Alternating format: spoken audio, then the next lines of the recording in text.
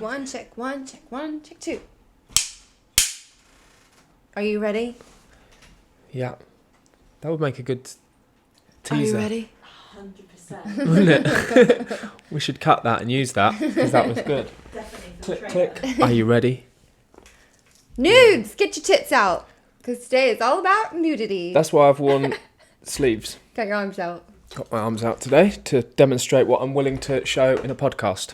It's quite funny going from school runs and a crazy hectic morning to like, let's talk about fame and nudes. Yeah. Yeah, it feels like they've blended into one today as well. My head is still on the school run. But we're here. Not 100% sure every kid made it into school properly, but I'm pretty sure we did a good enough job. I trust it. Now we're here talking about nudes. So when and how does nudity help with fame? That, Is my the question. friend, is the question. As Shakespeare so wonderfully put it. That's right. Out of interest as well, I'm drinking tea with a drop of honey in it for the first time for 28 days. 28 days, no sugar. And here I am, drinking a little bit of sugar again. How you feel it feels about that? good. Yeah. It feels good. There was no epiphany like, oh, I'll never eat sugar again. I will. Yeah. But it's great. It's good for being nude if you don't eat sugar. Good segue. Did you see that? Very smooth. Very smooth. Oh, look, that's what we're talking about this week. Nudity. Okay. So how do we start this episode? I feel like this is, if you know, when people are looking at the titles of the episodes, I feel like this is one people are going to click on because it looks the most fun. Yeah. So we better give them some fun. Yeah. So let's not fuck it up. No, okay. Where should we start? Well, I feel like we've touched on a story and we haven't fully dived in because we've been waiting for today to talk about nudity. And this is the fact that when we first started dating, I did my little web search and found you naked on the cover of GQ magazine for Tom Ford saying, "This is Max. He is naked. He is naked." Why do we have a problem with that? Why do we have a problem with that? I don't have a problem with it. It built my entire career. So I'll tell this story. It was a funny thing to come upon after we had just met because oh my god. Without intending to, Kim is the queen of double entendres, and she has no idea she said it until I laugh at her. But having done a little Google search and found you naked online, but in such a context that I felt like it was quite cool. So that's it. It's context, isn't it? So we're going to talk about that. But I'll tell this story because we keep touching on it, and I might as well get it out of the way so we no longer have to tell the story, babe. Everybody wants to hear it. So I've done all right as a model. I've been going a couple of years, done some decent jobs. I'm in Barcelona with my friends on what is effectively a lads' weekend.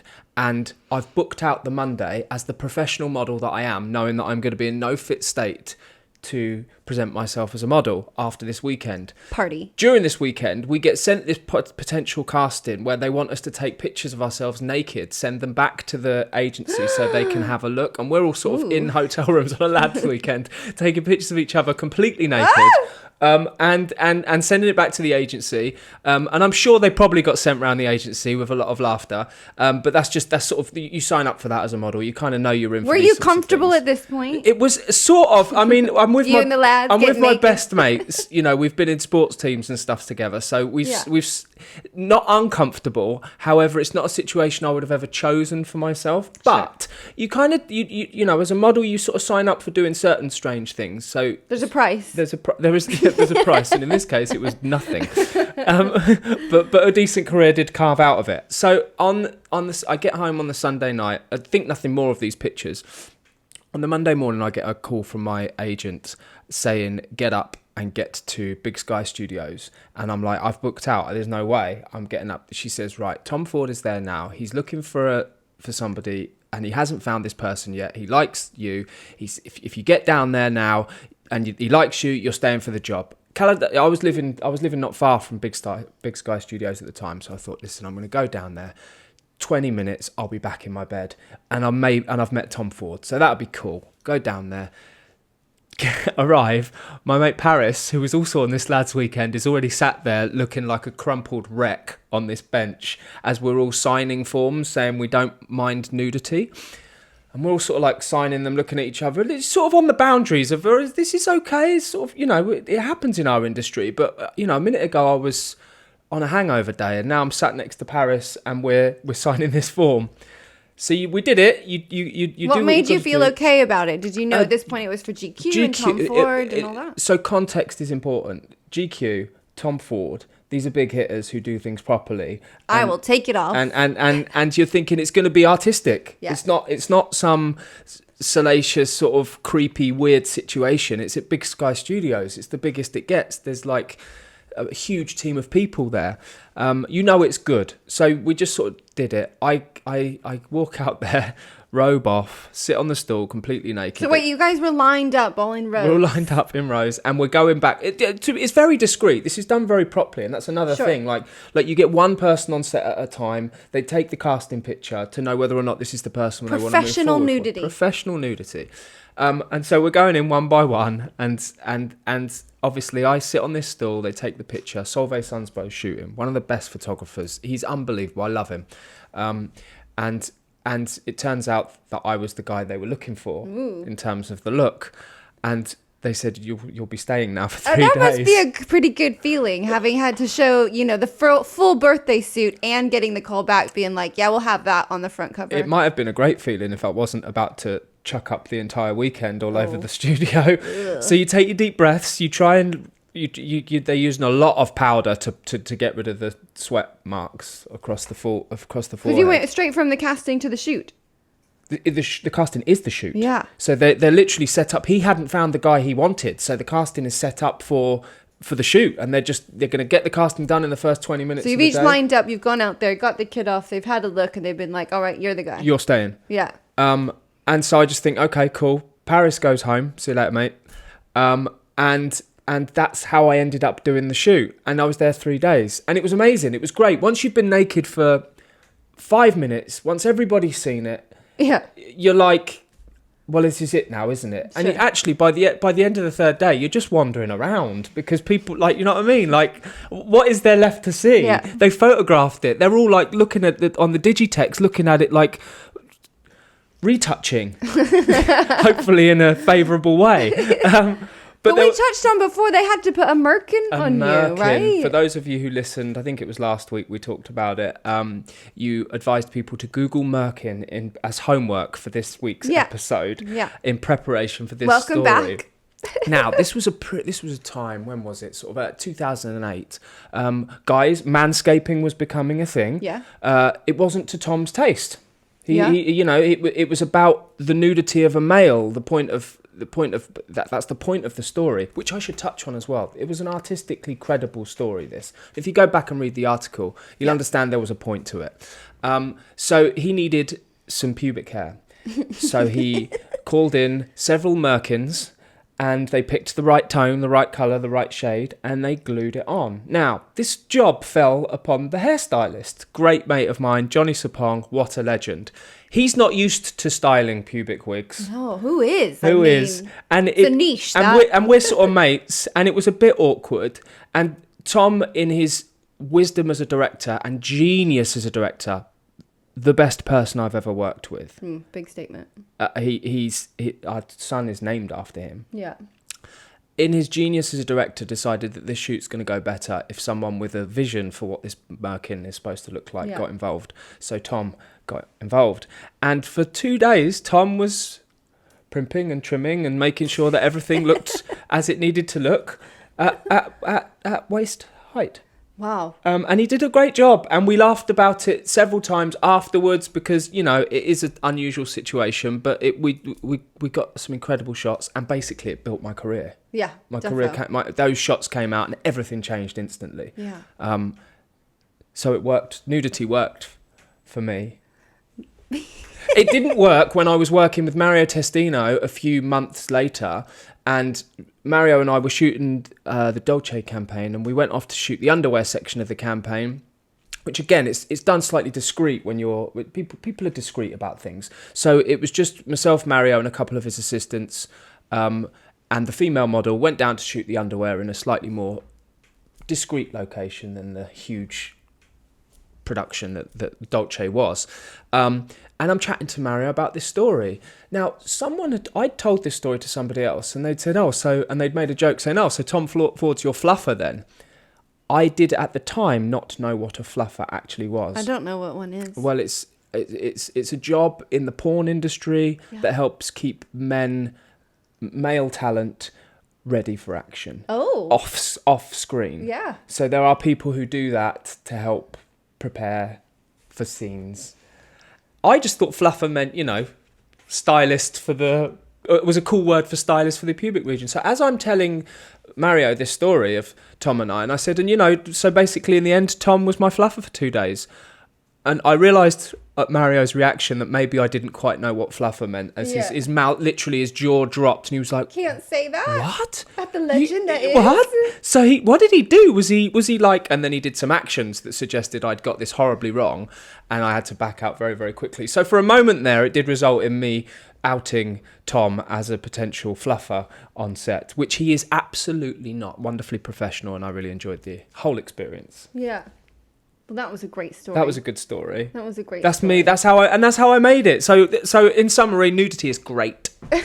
Nudity worked for you. Yeah, it worked very well for me. And then, I feel like Nudity for me has been a constant conversation of, will you? How about now? How about here? How about there?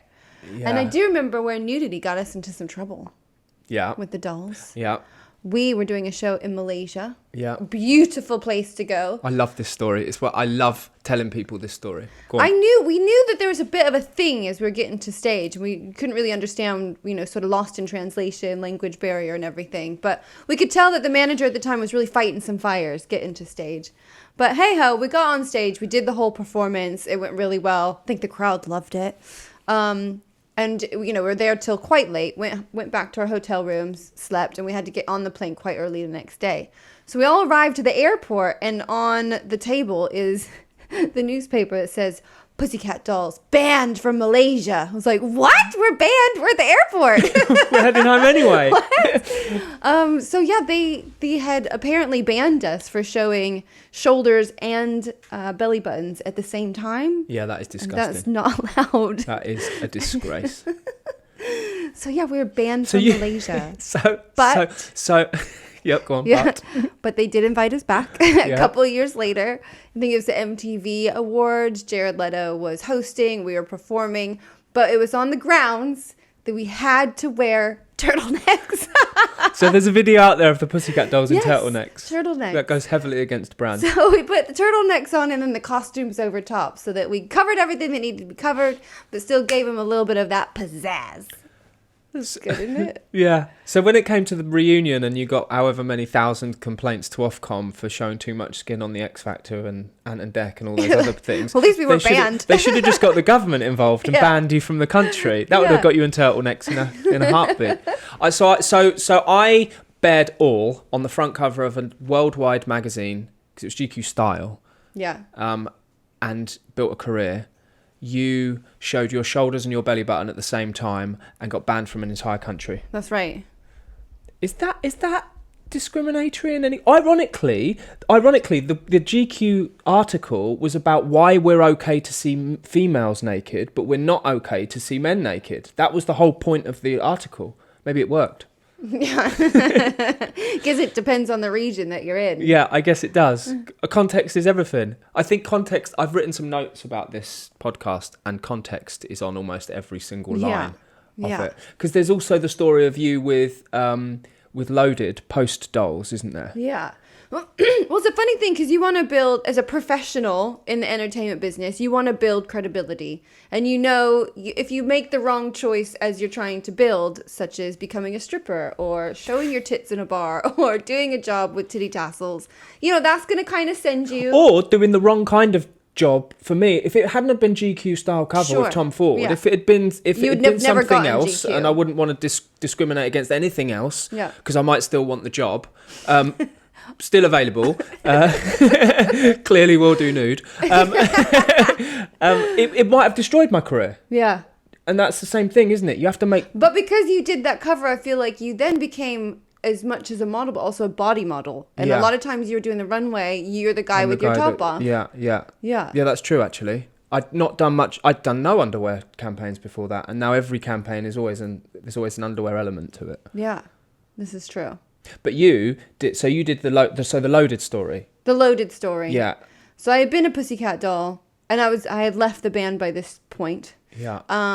Was working in the UK, and there was an opportunity to do Loaded. Yeah. Great. And great. It's cool, right? I thought it was cool. It's a lads mag, and we know what it is, but it's also it's that was a moment. Well, I just felt like, you know what, I'd been amongst a band. It's quite scary stepping out on your own. I kind of want to celebrate that vulnerability with just a bit of a flirty, fun, I love the body that I'm in kind of empowerment piece. Yeah, and Loaded. lovely.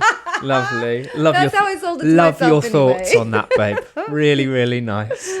But so we went back and forth about what the theme and what the vibe of the pictures was going to be. And I was always, of the opinion to be really smiley and sort of flirty with it, a bit more fun. But when I got there, we got to this point where he was getting all these fun and flirty shots, and I was doing it the way that I wanted to do it. But he really wanted to do a different sort of feel for a certain photo. And I remember there was like a big $sign light that he sort of wanted me to ride like a bull in my little, tiny little sort of bikini lingerie outfit. And so I'm still sort of leaning over it, giving it something that I felt okay with. But then it was like he kept trying to push, wanting more, kept wanting to push. No, make it sexier. No, like really ride it. And I was finally realized what was happening in that moment. Yeah. Maybe because I'd been in the industry for quite some time. Yeah, you're lucky that you had, because it almost feels like you've got the job. You've got the stuff, because you're happy with what you've put in. Yeah. You think, that's what they'll use. But they're going for that. Just try it, just one little go, and that will be the shot. Definitely. Because they only use one or one for each page, 5-page, 6-page editorial or something.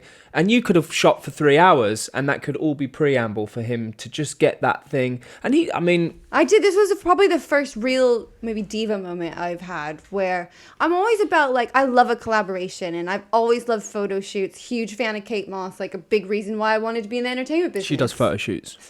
she's very hot, and she's really great. Yeah. But part of it is having that camaraderie with the photographer and having that. Yeah, totally. It's an intimate sort of thing. Yeah, it really is. You have to trust it. It's an amazing connection when you get a photographer who understands it as well, and you can really work with someone, and you know where you're going together. It's tough to explain to somebody, but you are creating when you're doing that. It's a talent. It is a talent. And at this point, I feel like this guy was definitely not wanting to push me in a very comfortable position. And I had a moment where I was like, no, we're not going in this direction. But I had to put my foot down. Yeah. Literally put my foot down, stop the shoot with, the whole crew standing there with the lights waiting for you to what was she going to do? And the photographer being like, what? I don't know. I was just trying to get something different. I'm like, no, you're not. You're trying to push me in a place that I don't want to go. And I will walk away from this set right now if you think that we're going to go in that direction. I'm comfortable within what we discussed before I arrived to the shoot, and we're sticking to the script.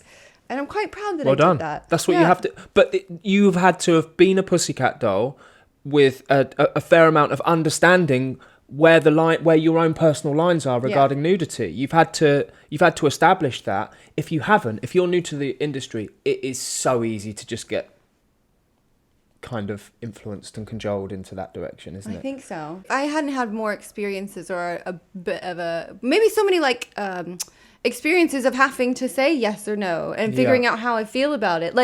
One of my first big gigs was Cedric the Entertainer Presents in the States. Love that you did that show. It's me too, because as a kid, my favorite show was In Living Color. It's a sketch show with the Wayans brothers, Jim Carrey. That's where he got his start. I loved it. Because of the Fly Girls, they had dancers. This is where J-Lo got her start. She was one of the dancers and in Living Color, and I would watch it every Friday night, waiting for all the dance scenes, sort of at commercial breaks and before the show, and sort of. So you love the dancers, babe. I loved it. Our listeners are going to be like, no way. Well, the fact that J-Lo got her start there, I thought that the listeners would really like that. Yeah, exactly. So you get Cedric, and he has which is like thing. In Living Color. It's the same sort of setup. It's a sketch show. He's got his sensations. It's us dancers, and I am one of them. I'm the one white girl, and I'm holding it down. This is going to be around the time you're looking for places to live amongst CD Hollywood actors. And absolutely, and and their shower situations. And the choreographer was Marguerite Derricks, who's one of the ultimates, has done so many films and television work. Love her. So this was like a dream gig for me. And every week was going to be a different style of dance to learn and perform. So the first one was... And it's your break, right? This is your first one. You've done work, but this is your ticket out of awkward housing situations. It's like a full series of work. Yeah. I'm on every episode. Yeah. You no longer have to live with people who are celebrating the fall of the Twin Towers. Yeah. And madness like that. Exactly. So we show up, we learn the first few dances, and we usually would film a few episodes at a time. And they get us into our first costumes. We all walk out. And this is on Fox Television. This is like primetime telly, Saturday night. We can't remember what night it was, but yeah. Whole country? Yeah, whole country could be watching. Yeah. And they have us in literally bra, panties, some thigh highs, similar to these, and a clear raincoat. And coming, I was 19 years old, just arrived. This was like first big gig. And they're like, okay, here's your lingerie and your clear raincoat. Now go dance with your family. You told us this was your dream job. Yeah. And so all of us did have a moment of like, are we okay with this? And we had a little chat, and we kind of weren't okay, but we kind of were, and we loved the choreography and stuff. So we did end up doing it. We just went out and did it. We just did it. And you said all of us as well. It helps that you were in a group situation. I love a collaboration, and maybe this is one of the biggest reasons why you do feel safer in numbers, and when you're all in the same you're in the same boat with what you're being asked to do. If you're able to kind of stick together, I think that there's a power in that. Even if you're doing... Even in a clear raincoat. Check this segue out. Even if you're doing, say, an NBA commercial for the Pussycat Dolls. No. It's almost as if I know the stories before we bring them up. Oh, dear. So, yeah, this one, I was tired. Yeah. I was really tired. Totally. We'd been on tour. We'd been on tour. We literally flew in because it was a big gig. It was NBA. I think it was like it was the finals. If that's what you call it in NBA. I'm so lost in England, like football and rugby and everything. I'm forgetting my Americanisms. Finally. But it's like a big commercial. We have a song to go with the commercial. We're filming the video to go along with it. It's going to be cut with NBA stars and this whole thing. So we get there, and there's not a whole lot of time. Dolls, right? This is Dolls. Yeah. There's not a whole lot of time to make changes. So it's like whatever jersey you've been made, that's kind of your outfit. Now my thing is my leg, right? My leg always goes up. Yeah. And for me, my first conversation with anybody that's doing my costumes is listen, I want the crotch to be at least 2 inches wide. Yeah.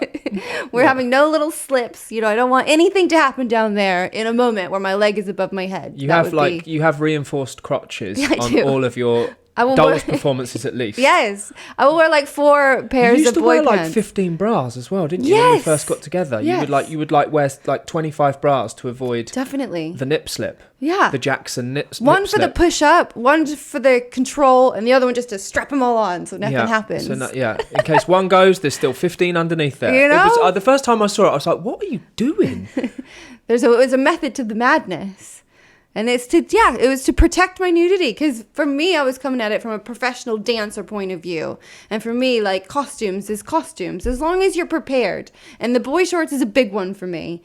And when I got my costume, there were no boy shorts. Everything would be cut, and that crotch was so tiny. I was like, if my leg goes up, there's no hope. It's going to be a travesty. I'm going to be showing people things that I really don't want to show anybody. Yeah.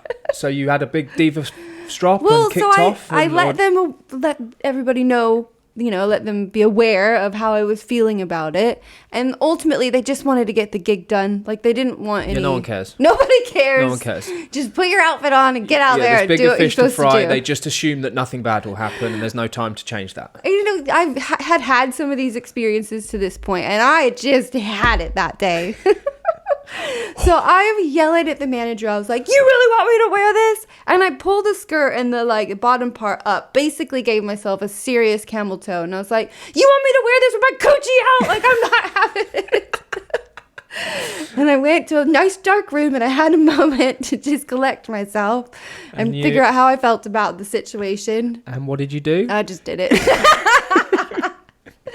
But I don't think I lifted my leg. I think I was on one... Yeah, it was more of an just a sort of dog at a fire hydrant. I can't remember exactly what I did, but I remember that I did whatever I needed to feel okay about the situation because I was very not happy. Very not happy. I was very unhappy. You were unhappy about my crotch. And that's the thing, because wardrobe malfunctions, where nudity can pay off in some respects, can be challenging in others. Yeah. Like, for example, if you'd have showed some skin in Loaded, you'd have probably got famous faster. Absolutely. Whether or not it would have been to the detriment of a long-term career, possibly, because it puts you in a different bracket. I definitely would be more successful if I would choose to show more skin. Right. On my Instagram, in my photo shoots, like... Everywhere. But a wardrobe malfunction, maybe the context is different there, because you have a Janet Jackson situation and it basically flatlined her career for a while. No, I mean, do we think that this is a malfunction? I mean, it's still an alleged malfunction. Well, hers was, malfunction in heavily done heavily choreographed air quotes. But yeah, wardrobe malfunctions don't necessarily pay off too well for people. Well, I don't think that sporting matches is the place for wardrobe malfunctions or tiny little crotches with your legs up. That is true. You know what I'm saying? So you were right. It's a family affair. You were right to not raise the leg and show your Nether Gucci to everybody. My Gucci. Well done, babe. And here you are, survived to tell the tale. I did, but I have gone nude before. Like I did the did. women's health shoot, didn't I? Yes. It was for a really worthy cause. We're celebrating women and empowerment. I was actually pregnant at the time. Yep. Can't remember how far along. And the picture's beautiful. Yeah, I'm really happy with the picture. And I felt really insecure on that shoot because I had big old milky bosoms. Like I didn't feel like I was in my own body, and I had my bump and finding ways to still wanted to shine as like, you know, do beautiful lines and dance poses that I'd like to think but that also I'm known in for. itself, it wasn't, that makes it less about the nudity and more about the celebration of where you are as a person. It was about you being, it wasn't, no one knew you were pregnant, but you did, and you felt like you were almost embracing that and using that. I feel like for me, if nudity is a form of self-expression, it's like if you feel like you're creating something beautiful, I don't mind a bit of nudity if it goes with this vision or creativity or the purpose behind something that you're wanting to say through art. That's what sold it. That's where the line is for me. Yeah. That's what justified it to me with Tom Ford's story. And actually, Tom was really I was shooting his campaign with him a few months later, and he was the first person to hand me the magazine, and they'd covered up the respective parts with my name in huge capital letters, which is great for me because now huge capital letters. Capital letters. For me, I was really delighted by that because now everybody's seen the image and they've seen my name as well. This is great. Tom was gutted because the point was the point was showing the nude. I mean, technically, I'm not actually shown nude. I could have Speedos on. He wanted to show the nude, the full nude, because he was so passionate about gender roles and why it's okay for a woman to be naked. I'm not 100% sure it's okay for a woman to be fully naked on the cover of a magazine, but you were, and although you weren't showing front side, showed my butt. You showed your butt, didn't you? And then he really wanted to make that point, and it was the point. It was someone's got a point behind this, and that I think is a good line. But I think the thing is that with nudity, people have different perspectives of how they feel comfortable and empowered showing nudity, using nudity. Yeah. Some people are properly happily doing OnlyFans right now. Yeah. And they're doing Carrie Katona, apparently. Yeah. I saw something with Nick Grimshaw in the other day, and he's explaining. I didn't realise this, but apparently Kerry Katona's making fortunes out of OnlyFans. I mean, I can't really say anything other than good for her. And I feel like on the gram and on social media, like I definitely see a swelling of if girls are willing to get their tits out and do the photo shoots on the beach on their knees, the waves lapping up. This is all happening. It's mad how much the followers fly up, isn't it? Yeah. There's been times where I'm like, is this a red light district? Like, is this just a and that will convert to currency now. Because the more followers you have, the more engagement you have, the higher your rates on social media. It doesn't matter how famous you are, which you are. You know, Pussycat Doll's huge. You're big in this country, but your numbers aren't macro numbers. And so you're most of your work is away from social media. You get some. So do I. I'm not so still available. But some people have built their careers off of it. And I think the thing is, and this is okay. So I think that this is what it is. When someone is in their power, it's in their control, and you can clearly see it's a decision that they've made. I don't know if there's necessarily too much of a problem. Like, but what you have to do is decide that for yourself before you walk into the loaded chute. And I think it's important to not have a problem with that, because everybody has their own life to lead. Yeah. And there's been times where I'm like, this girl just keeps getting her boobs out online. And, like, it would almost frustrate me. Like, does she need to realize that, like, it's just a constant thing? And you're like, calm down, But that's Grandma. not my... Yeah, that's not my... It's fine. It's fine. Don't look at it. If you don't like it, don't look at it. And as long as she... And I think you can pick up on things when whoever it is, she or he... is making a choice for themselves. Good for them. If Tom Ford or Rankin or... Come on, give me some more names. Those are the only Chanel. two. Yeah. You know, if anybody with asked me to do a nude shoot in some really beautiful clothing, doing some gorgeous shapes, I'd be like, yeah, I'll do it. Yeah. Like that, because that has always been really exciting to me. And Yeah. a photo shoot feels like a really safe space when you have incredible professionals that are so talented at what they do. You bring all that together in a room. I'm like, I'll be naked all day long. I don't mind. That's Rankin calling there. Yeah. Should we go to some questions? Let's do some questions. I am so excited to hear how people answered our questions. I have so many questions, by the way. So do I. I mean, they're answers, really. We asked a question this week, we didn't did. you? And the question was something along the lines of, when is it okay for a celebrity to get naked? Before a shower is a constant I've had answer. a lot of before showers. AZ, thanks for your contribution, brother. To have a shower and sex. Thanks, mate. Hope you and Before Alicia spray are well. tan. Sorry, I didn't mean to go over you. I was just name dropping. Yeah. AZ Spray. and Alicia, I hope they're well. Yeah. They're famous. And before a spray tan, I mean, obviously. I have to say my favourite comment is from Finley, who just says Dwayne Johnson. And I looked at that for a while, and I'm inclined to agree. If I looked like Dwayne Johnson, I'd rarely be clothed. I did work with Dwayne Johnson once. Did you? The Rundown. Oh, yeah. You don't blink or you'll miss me. But in the club scene, as they pan to Dwayne Johnson or The Rock, I'm right there with an orange shirt on. I think it says Wyatt on it. It says Wyatt on it. Yeah, I found a cool shirt in a vintage shop that had Wyatt written on it. I was So like, this is how I wear this in the film. As what is effectively an extra in a film, Yeah, you labelled basically. yourself. A principal? Was a principal dancer. Principal Thank you very dancer, much. Sorry, you dancers call yourself something different, don't you? But there's this overwhelming feeling that when it comes to nudity and when people feel that it's okay for a celebrity to get naked is for a cause. Charitable or, endeavours. That's it. I've had KDZ333, R2K0A22, Rash, hello Rash, TC from Dancing on Ice, Tony Keynes. Yeah. Old Lady Simpson, all of these people just saying charity, and it seems like that is the overwhelming stuff. We've had a few quick cash, thank you, love Mardra. Ashley Roberts says to see dat ass. See that ass. Yeah.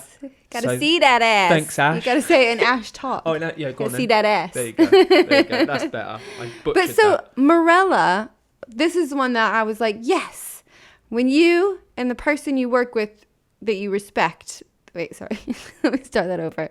From Morella, when you and person you work with respect the art that is created. There you go. It's about something other than just your tits, really. Yeah, there you go. Those are the people reasons. winking off to them. Those are the reasons we've done it, aren't they? I'd like to think so. Yeah, body positivity's in there. Lots of, and again, charity. Charlotte Agger, this is another one. To tell an authentic story, celebrate their body or support a worthwhile cause. To tell an authentic story, I think this is a big one. Because like as an actress, there could be times where there's a script sent to me and, you know, that person might be a love story. It might be a traumatic something is going on. Completely reject them out of hand, don't you? Because of loyalty to your husband. No, I'll take it into consideration depending on the story. Do we need to talk about this off camera?